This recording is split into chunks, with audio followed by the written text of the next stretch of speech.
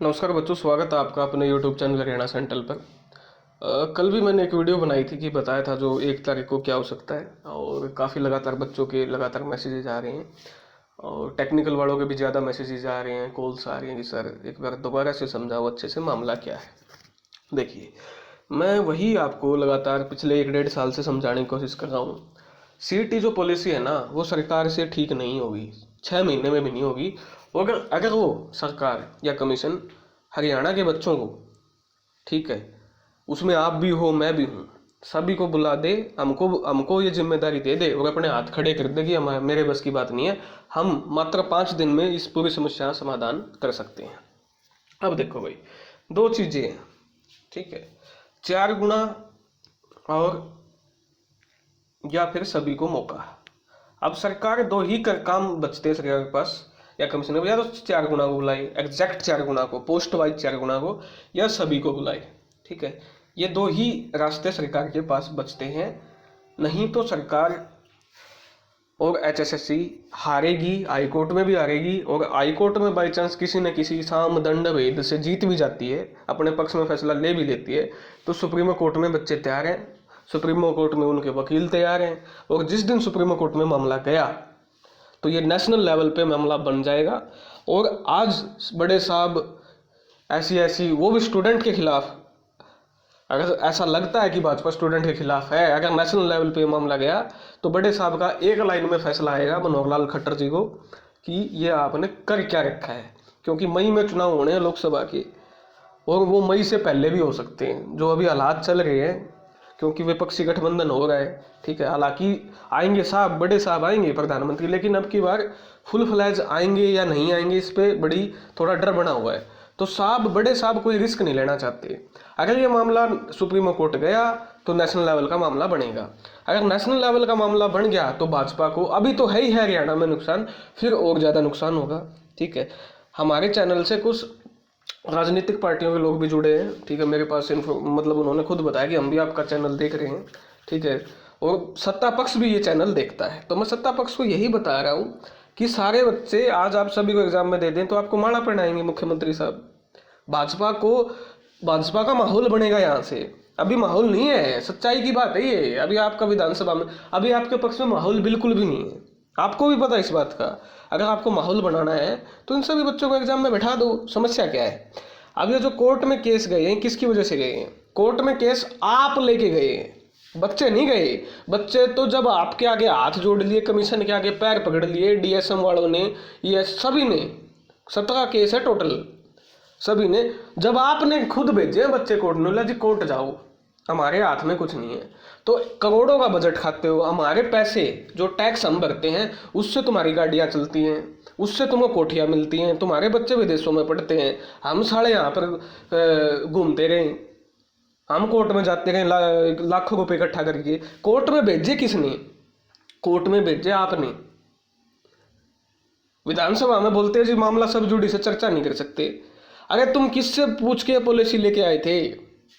किसी स्टूडेंट से पूछा तुमने? स्टूडेंट की पॉलिसी है, लेकिन हम तो तानाशाही करेंगे, स्टूडेंट की पॉलिसी है, स्टूडेंट से पूछ के नहीं लेके आए। किसी टीचर से पूछा हो आपने? हालांकि टीचर तो है ही नहीं हरियाणा में, ठीक है, फिर भी मैं मान लेता हूँ, चलो किसी टीचर से पूछा हो कि भाई हम पॉलिसी लेके आ रहे हैं, बताओ क्या सुझाव है? जनता से पूछा हो कि हम ये पॉलिसी लेके आ रहे हैं, आपके लिए पॉलिसी आप बताओ। विधानसभा में किसी से पूछा हो, नेता प्रतिपक्ष से, विपक्ष से पूछा हो कि भाई ये पॉलिसी है स्टूडेंट की, आप कोई कमी है तो इसमें पॉइंट बताओ। आप एक चीज तो बताओ भाई, पूछा किससे आपने इस पॉलिसी को लेके आने में? किसी से नहीं पूछा। आपने खुद स्टडी किया हो, दूसरे उसको सेंटर को स्टडी किया हो, किसी स्टेट को स्टडी किया हो। मानते हैं भाई आप सेंटर, दूसरे स्टेट को तो स्टडी नहीं करो, सेंटर को भी आपने स्टडी नहीं किया। यूपीएससी, एसएसएससी, रेलवे, एनटीपीसी, वो भी इतने कैंडिडेट नहीं बनाते 4 गुना। उसके बाद आपने सबसे बड़ा झोल कर रखा, आप दूसरी स्टेट को 5 नंबर देते हो। सिंगल बेंच के ऑर्डर को आप चैलेंज नहीं करते हो, कहते हो ना जी हम तो राज्यपाल के साइन करवाएंगे और 5 नंबर देने का काम करेंगे दूसरी स्टेट को। और तुम्हारी खुद की स्टेट के बच्चे उत्तराखंड का फॉर्म नहीं भर सकते, और तुम फॉर्म भी भरवा रहे हो, और ये भी कह रहे हो कि काला पानी से तुम चाहे 12वीं करके हो, तुम फॉर्म भी भरो और हम 5 नंबर भी देंगे। बताओ, और उसको डिफेंड नहीं करते हो। 4 अगस्त को बच्चे जीत जाते हैं, कोर्ट ये कह देता है कि भाई तुम वेरीफाई कर लो, या कोर्ट ने मौका दिया, कोर्ट ने बोला अगर तुम वेरीफाई नहीं कर सकते 5 नंबर इस मौके पे तो सभी को एग्जाम में बिठा लो, ताकि कोई जो जेन्युइन बच्चा है वो एग्जाम देने से छूट ना जाए। साहब कहते ना जी हम नहीं ले सकते एग्जाम। जो ये पॉलिसी 1-2 बंदों ने जो पॉलिसी बनाई है ना, ये जो सरकार को गुमराह कर रहे हैं, ये सरकार का नाश करने पे तुले हुए हैं। ये बनाई 1-2 बंदे की पाएगी, पॉलिसी कौन बनाएगा? तुम खुद सोच के देखो ये पॉलिसी किसने बनाई होगी? कौन बना सकता है पॉलिसी? जिनको पिछला किसी इन चीज़ों का ज्ञान हो, जो इन चीज़ों का कुछ रह चुका हो, या इन्होंने किसी ने इन चीज़ों से जो निकल के गया हो, पॉलिसी उसी ने बनाई होगी। या HCS IAS अफसर पॉलिसी बनाता तो ऐसे कभी भी पॉलिसी नहीं बनाता। IAS HCS अफसर, IAS HCS अफसर को पता है, वो भी UPSC क्वालिफाई करके आया है एग्जाम को, ऐसे नहीं करके आया। उसको पता है कि UPSC में 12 गुना 15 गुना बुलाते हैं, उसको भी पता है। वहाँ भी प्री एग्जाम होता है, वहाँ भी कट ऑफ लगती है, उसको पता है। वो ऐसी पॉलिसी नहीं बनाएगा। ये पॉलिसी जिसने बनाई है वो सभी को पता है आपको किसने ये पॉलिसी बनाई है, और वो अड़े हुए हैं वो बंदे जिन्होंने ये पॉलिसी बनाई है, वो बंदे अड़े हुए हैं। आप ये देखो 17 केस लगे हुए हैं, और एक एक केस का सबूत है। हाई कोर्ट कोई भी जो फैसला आता है उसको रद्द तभी करती है जब सरकार के खिलाफ या कमीशन के खिलाफ उसको सबूत मिलते हैं, सबूत जेन्युइन मिले हैं। PPP-ID से ये नंबर उठाते हैं, 5-5 नंबर बच्चों को दे देते हैं, PPP-ID से वेरीफाई करते हैं। जब PPP-ID में रामचंद्र जांगड़ा MP मेयर रोहतक के 180 दिखाई हुई है, उसी से तुम वेरीफाई करते हो। कमाल की बात है। तो अब जो 1 तारीख को क्या है, 1 तारीख को क्या हो सकता है? 1 तारीख को जो फैसला है वो है आपका जो 5 अगस्त को जो डबल बेंच में गई थी उसका। अब जो सरकार जो करेगी, और जितनी मेरी सूत्रों से बात हुई है, सरकार खुश है, सरकार कॉन्फिडेंस है कि हम बच्चों को हरा रहे हैं, उनको मज़ा आ रहा है कि हाँ देखो हम बच्चों को हरा रही हैं, ये उनकी चर्चाएं चलती हैं। अब सरकार क्या करेगी? सरकार कल जो रिजल्ट रद्द है, ठीक है, जो रिजल्ट सिंगल बेंच ने, देखो ये रहा, जो सिंगल बेंच ने रिजल्ट रद्द किया हुआ है, ठीक है, स्कोर रद्द किया हुआ है, उसको रिस्टोर करवाएगी। सरकार को कोई मतलब नहीं है 56-57 से, कोई सिस्टम नहीं है, ठीक है। ये सबसे जो बड़ा काम है सरकार का, वो करेगी रिजल्ट को रिस्टोर, ठीक है। अगर ये रिजल्ट रिस्टोर हो गया ना तो 56 कैंसिल होगा, 57 का तो चांस ये मतलब छोड़ ही दो।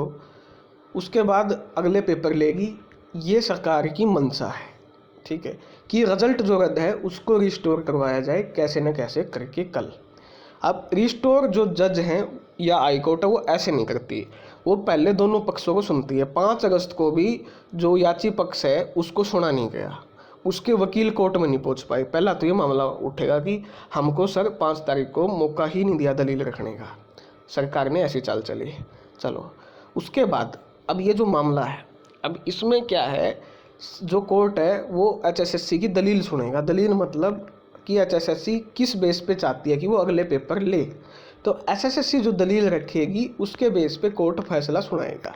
अब जो HSSC जो दलील रखेगी वो क्या रख सकती है? HSSC के पास कोई दलील नहीं है वेरिफिकेशन वाले मामले पे, और 16 जो अन्य मामले हैं उन पे रिजल्ट रद्द हुआ था। जो मेन मामला है वह वेरिफिकेशन का जो मामला है वो दलील रखेगी। और वो पता क्या रखेगी, मेरा जहाँ तक अनुमान है, मेरी सोच है, ये किसी की सोच नहीं, मेरी सोच है, सरकार जो 35,000 बच्चों ने पेपर दिया जिसमें 90% बच्चे कॉमन हैं, उनका डाटा कल हाई कोर्ट में पेश कर सकती है। और ये डाटा जो पेश करेगी, ये उनके अलावा और कोई ऑप्शन नहीं है सरकार के पास। अगर ये डाटा पेश करती है तो सरकार फंस गई, तो सरकार क्या होगी?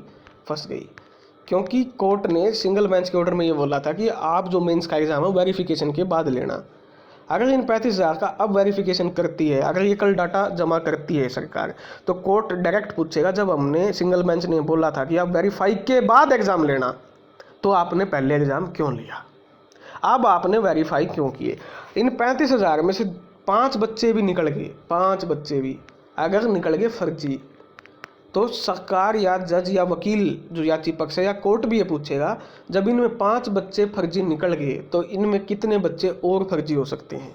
तो आपने पेपर लिया ही क्यों जब आपको अभी भी आपके फर्जी बच्चे निकल रहे हैं? तो इसमें भी क्या है, कमीशन फंस जाएगा, ठीक है।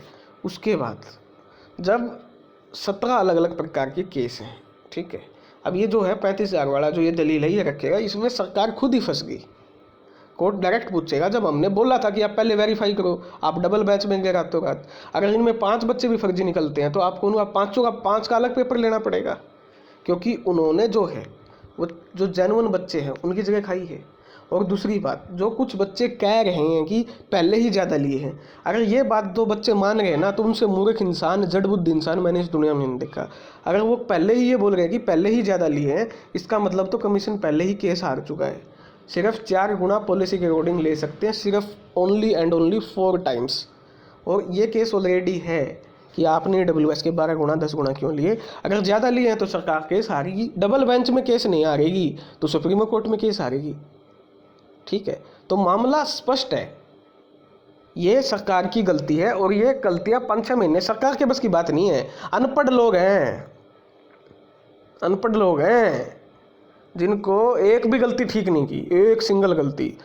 भाई DSM वाली गलती देखो, अब DSM वाला जो मामला है उसमें तो सबूत के साथ है, प्रूफ है, बिल्कुल DSM के साथ नाइंसाफ़ी हुई है, गलत रिजर्वेशन फॉर्मूला फॉलो किया है। बताओ, अगर उनका ठीक करेंगे तो दोबारा एग्जाम लेना पड़ेगा। अब ये DSM वाले जो भाई पूछ रहे हैं हमारा क्यों ठीक नहीं करें, अगर आपका ठीक कर दिया ना इन्होंने, अगर आपका ठीक कर दिया तो आप एक चीज़ देखो कि आपका पेपर दोबारा होगा, वो बच्चे बाहर करने पड़ेंगे। अगर जब पेपर दोबारा होगा तो फिर सारों का बच्चों का पेपर लेना पड़ेगा। इसलिए DSM वाला मामला सरकार ठीक नहीं कर रही है, या कमीशन ठीक नहीं कर रहा है। ठीक है, DSM वाला जो रिपीटेशन हुआ है वो केस भी कोर्ट में डला हुआ है, लगभग 56-57, लगभग 95% रिपीटेशन है। 29 अलग अलग प्रकार की कैटेगरी है, उनकी अलग अलग क्वालिफिकेशन, अलग अलग उनकी एक्सपीरियंस मांगा हुआ, किसी में 5 साल का, किसी में 3 साल का। उनकी 65 कट ऑफ लगा दी भाई साहब ने, एक कट ऑफ। वाह भाई वाह, कमाल की बात है। उनमें जो जनरल बच्चा है वो तो फाइट कर ही नहीं सकता, उनमें तो एक्सपीरियंस ही है 5-5 साल का। और गारंटी से है, सरकार का 5 साल का एक्सपीरियंस किन नॉर्मल बच्चे के पास हो सकता है? हो ही नहीं सकता किसी भी हालात में। तो ये तो सबसे बड़ा करप्शन किया इन्होंने। तो कितने मामले हैं। उसके बाद आ जाओ 56-57 का 41 क्वेश्चन रिपीट वाला। जो 41 क्वेश्चन रिपीट हुए हैं, यही एजेंसी TGT का पेपर लेती है। 10 पेपर होते हैं, एक भी क्वेश्चन रिपीट नहीं होता, और मॉडरेट लेवल का पेपर है, ज़बरदस्त अच्छा पेपर है। उसके 20 दिन के अंदर अंदर ये एजेंसी पेपर लेती है। और सबसे बड़ी बात, 5 तारीख को अगर पेपर होता 56 का, तो ये 57 ग्रुप में रिपीट होते। अब ये पेपर एक दिन टहल गया तो 56 में आ गए 41 क्वेश्चन। कैसे? मुद्दा ये नहीं है रिपीट हुए, मुद्दा ये है कैसे हुए। 20 दिन में उसी एजेंसी से ये गलती कैसे हो सकती है?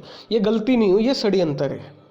गलती नहीं हुई, ये षड्यंत्र है, भ्रष्टाचार है। अभी इसकी न्यायिक जांच की, सरकार तो जांच करवाने की मांग भी नहीं कर रही है, क्योंकि सरकार के खुद इसमें इन्वॉल्वमेंट हो सकती है। आ जाओ 41 क्वेश्चन रिपीट, और मोर देन 5 सब्जेक्ट के क्वेश्चन रिपीट हुए हैं। एक सब्जेक्ट के क्वेश्चन रिपीट नहीं हुए, मोर देन 5 सब्जेक्ट के क्वेश्चन रिपीट। कमाल की बात है। 41 क्वेश्चन रिपीट उसी एजेंसी से जो TGT का पेपर लेती है। और सरकार गलती भी नहीं मानती कि 41 क्वेश्चन रिपीट हो गए जी, कोई बड़ी बात नहीं है। और उससे बड़ी बात, मुख्यमंत्री का ऑन रिकॉर्ड बयान है, चेयरमैन का ऑन रिकॉर्ड बयान है कि हमने 500-600 क्वेश्चन का क्वेश्चन बैंक दिया एजेंसी को। करोड़ों रुपए में तुम एजेंसी खरीदते हो और तुम उनको क्वेश्चन कैसे दे सकते हो? 500-600 क्वेश्चन तुम कैसे दे सकते हो? फिर एजेंसी इंडिपेंडेंट कैसे हुई? जब तुमने उनको क्वेश्चन बैंक दिया है, तुमने उनको सिलेबस देना था कि हाँ ये सिलेबस है, इस सिलेबस में आप इंडिपेंडेंट क्वेश्चन बनाइए। आप 500-600 क्वेश्चन, मुख्यमंत्री साहब कह रहे हैं कि हमने 500-600 क्वेश्चन दिए, इसका मतलब आपने तो एजेंसी नहीं, पता नहीं किन किन बंदों को 500-600 क्वेश्चन दिए होंगे। आप दे ही नहीं सकते 500-600 क्वेश्चन। एजेंसी का मतलब यह है कि एजेंसी इंडिपेंडेंट है, वो खुद क्वेश्चन बनाएगी, ना कि उसको तुम 500-600 क्वेश्चन दोगे। अभी जिन बच्चों को इस बात समझ में नहीं आ रही, उनका भाई क्या ही कर सकते हैं, उनका भगवान भी कुछ नहीं कर सकता। और रही बात आपकी डॉक्यूमेंट, जब आपका पेपर हो चुका है परी, उसमें आप 5 नंबर दे रहे हो, परी के बाद आपका जैसे ही आपका प्री एग्जाम हो, आपको डॉक्यूमेंट वेरिफिकेशन करनी पड़ेगी। हर एग्जाम के बाद आपकी डॉक्यूमेंट वेरिफिकेशन होती है, तो इस एग्जाम के बाद भी होनी थी। आपने बिना फिजिकल वेरिफिकेशन के 5 नंबर दे दिए, उसके बाद आप 2.5 नंबर दोगे। तो इससे जो जेन्युइन बच्चा है, जो फर्जी बच्चे हैं, हरियाणा की इनकम 2,96,000 है, 2,96,000 है प्रति व्यक्ति आए। तो 2 लाख से 2,60,000 बच्चों ने नंबर क्लेम कैसे किए? हरियाणा में इतनी गरीबी है ही नहीं। और 2-2 बार आप नंबर दे रहे हो। 7.5 नंबर कौन देता है बताओ? 2,60,000 बच्चे 7.5 नंबर लेंगे। जानवन बच्चे कहाँ गए जिनको नौकरी चाहिए? वो कैसे नौकरी लेंगे? 7.5 नंबर कैसे काटेंगे वो? तो कुल मिला के बात यह है, सरकार आज डबल बेंच में जीत भी जाती है, अपने पक्ष में फैसला ले भी लेती है, तो सुप्रीमो कोर्ट में केस 101% जाएगा। और जिस दिन सुप्रीमो कोर्ट में गया, भाजपा की और बिरानमाटी होगी। सीधी सी बात यह है, सत्ता पक्ष की और बिरानमाटी होगी जिस दिन सुप्रीमो कोर्ट में मामला गया। तो ये कुल मिला के सरकार के, अब भी मैं सरकार को रिक्वेस्ट आगाह कर रहा हूँ कि अपने ऊपर ये मत लो, अपने सिर पे लाठी खुद मत मारो, नुकसान, तगड़ा नुकसान होगा। ठीक है, अगर कल फैसला स्टूडेंट एग्जाम में वो सुप्रीमो कोर्ट जाएंगे और सुप्रीमो कोर्ट में मामला गया तो समझ लो निश्चित है आपकी कोई नहीं बचा सकता, क्योंकि सारी एक भी गलती आपने नहीं सुधारी, एक सिंगल गलती भी आपने नहीं ठीक की, सिंगल गलती। तो ये थी आपकी, सारे जो तथ्य मैंने रख दिए हैं, सारे सबूत रख दिए हैं, सब कुछ रख दिया। आपको अब समझने की जिम्मेदारी आपकी है, समझना चाहते हो नहीं चाहते। कुछ जो कमेंट करते थे वो कहते थे जी रिजल्ट रद्द नहीं है, अब वो कमेंट करने भी नहीं आते 3 दिन से, क्योंकि उनको अब उनके समझ, क्योंकि उनकी गलती नहीं है, उनका दिमाग है ना, मूर्ख दिमाग है उनका, धीरे धीरे उनको समझ में आती है। ठीक है, तो ये जो है, और ग्रुप 56 का रद्द होगा, 57 का रद्द होगा, ग्रुप 56-57 का मुद्दा ही नहीं है। जब रिजल्ट ही रद्द है, रिजल्ट ही दोबारा बनना है, तो पेपर 56-57 का भी दोबारा होगा। जब DSM के सारे कैंडिडेट बाहर कर दिए, जब उनका पेपर दोबारा होगा तो सारे बच्चों का दोबारा होगा।